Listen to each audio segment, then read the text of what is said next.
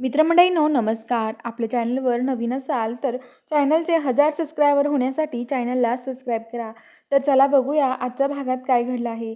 आता मंजू आणि त्या मंजूच्या आईन त्या रोडनी चाललेल्या असतात. तेवढ्या तिथे जो आर्यन आहे तो त्यांच्या पाठीमागे पळत येतो आणि म्हणतो की मंजू वहिनी मंजूताई थांबा.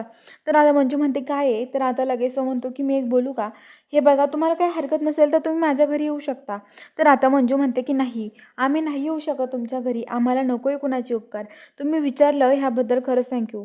आम्ही नाही येऊ शकत तुमच्या घरी असं आर्यनला बोलते. आणि मंजू आणि मंजूची आई तिथून निघून जातात. आता तिकडं त्या निघालेल्या असतात रोडनी चाललेले असतात. आर्यन म्हणतो की अहो पण हिच्या तोंडाकडे बघा ना अमृताच्या. अहो अमृताला काय वाटत असेल. तर अमृता म्हणते ना काही नाही माझी ताई जिथे म्हणेल ना तिकडेच जायचं. तर आता लगेच आर्यन तिथून निघून जातो. इकडे मंजून त्या पायी चालून चालून त्या आता एका ठिकाणी थांबतात आणि त्यांना एक घर सापडतं आणि त्या घरातच तिथे राहायला लागतात. आणि रात्री एकटीच मंजू बसलेली असते आणि खूप टेन्शनमध्ये असते.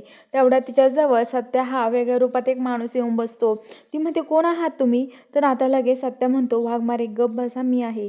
अहो मी त्या जो माणूस आहे ना त्याला शोधण्यासाठी हे एक सगळं नाटक केलेलं आहे.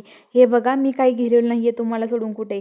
आणि सत्या हा एका बंधुबाबाच्या रूपात आलेला असतो. तो मंजूचा हात हातात घेतो आणि आता लगेच तो म्हणतो की वाघमारे मला आता जावं लागेल. तर आता मंजू म्हणते नाही सत्या मी तुला माझ्यापासून कुठेच जाऊन देणार नाही आहे. सत्या मी तुला नाही सोडणार. तर आता सत्या म्हणतो वाघमारे जर आपल्याला कळायचं असेल तर आपल्याला असंच काहीतरी करावं लागणार आहे. नाहीतर खूप अवघड होईल. आता मी इथून जातो. तुम्ही काळजी घ्या स्वतःची अमृता त्यांची. तर आता मंजू म्हणते ठीक आहे. सत्या आता त्यांच्या घरी येतो आणि तो तिथे लपून राहतो.